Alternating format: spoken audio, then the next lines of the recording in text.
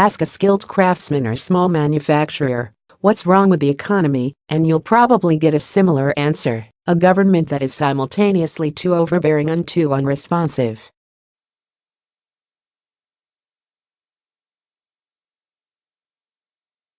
Our country's ever-growing tangle of state and federal rules are constricting job growth and stifling business investments like a noose around the broader economy.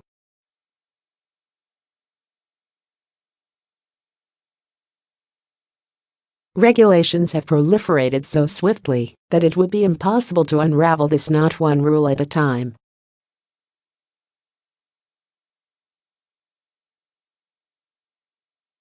To complicate matters, our regulatory regime was designed for the 1940s and 50s, not for the 2020s and 30s, and is not designed to grapple with our rapidly changing economy.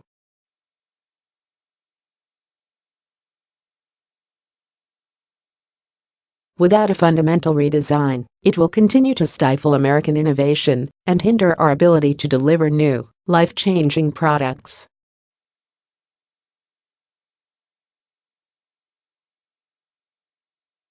That is why policymakers must act to modernize the entire system. As the heads of the North America's building trades unions, representing more than 3 million craftsmen and women, and the National Association of Manufacturers, the leading association for manufacturers, many people wouldn't expect us to agree on such a high-profile political issue.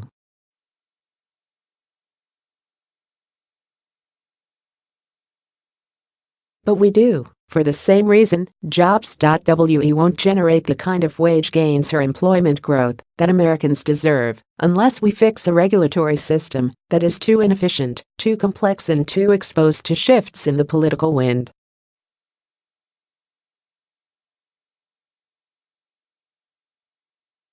To fix this problem, Congress needs to establish basic parameters to modernize federal rulemaking.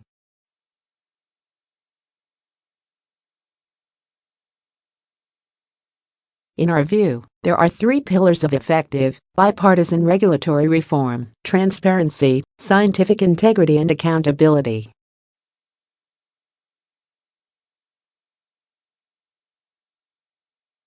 In other words, the rulemaking process should be conducted out in the open and backed up by objective, unimpeachable science, while being overseen by officials who are held accountable to the voters.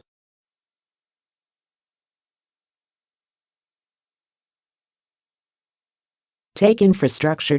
President Donald Trump has promised to invest roughly $1 trillion for much-needed infrastructure projects.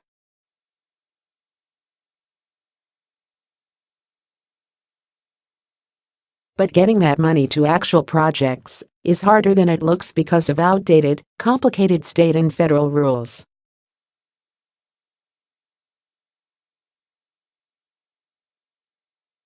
The president has done what he can to improve this process, but Congress must take additional steps to adopt permanent reforms that gives both businesses and regulators more certainty.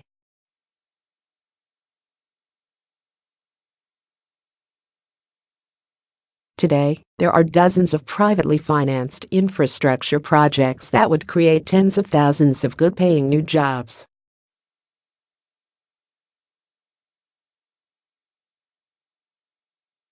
These projects would improve water access in California, develop wind energy in Wyoming, and power homes in the Northeast.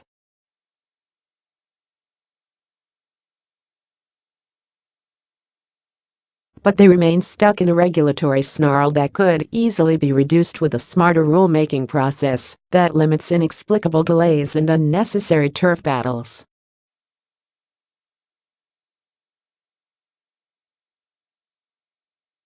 Case in point, the approval process to build an export terminal for liquefied natural gas in Oregon has stretched more than a decade, with no clear end in sight.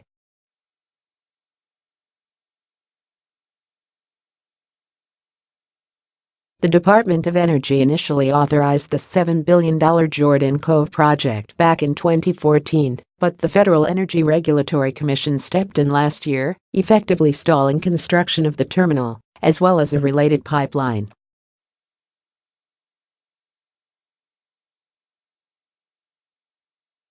The project is once again up for review, but these drawn-out deliberations have delayed the creation of hundreds of shovel-ready jobs and deprived the local economy a welcome boost.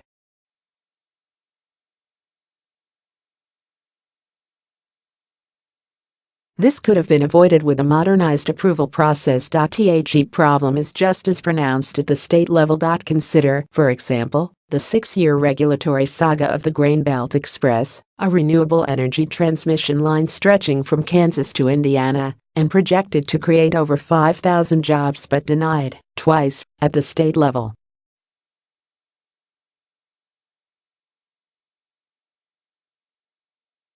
Or the Constitution Pipeline, which would create over 1,300 construction jobs and bring inexpensive natural gas produced in Pennsylvania to consumers in New York.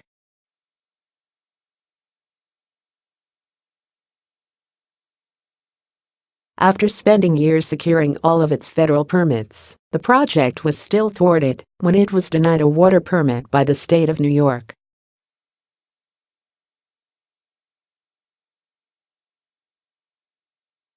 Adopting the basic principles of accountability, transparency, and scientific integrity will make the rulemaking process more predictable and establish safeguards against regulators acting on a political agenda.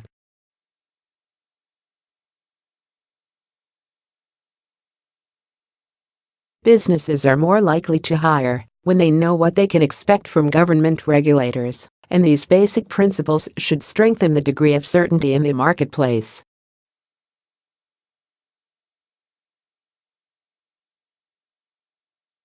These principles also help ensure that an administration of either party does not abuse its regulatory authority by introducing too many new rules or gutting necessary protections.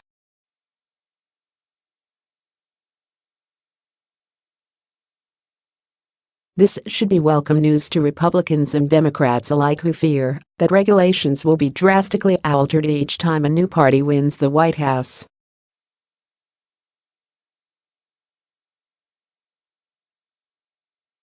Bipartisan regulatory reform should appeal to both parties by creating a more objective, efficient, transparent, and fair administrative process.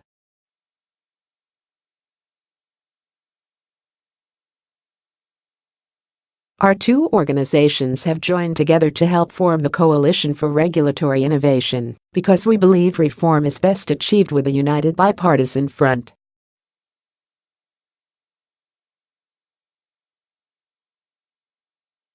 Thankfully, Republicans and Democrats in Washington have responded to this issue by offering practical solutions to improve the entire rulemaking process.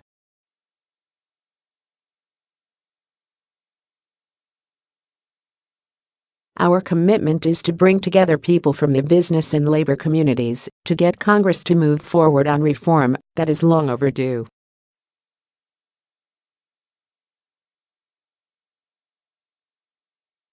Real reforms to our regulatory system will bring solutions that lift everyone up and leave no one behind by helping to create high-paying construction and manufacturing jobs.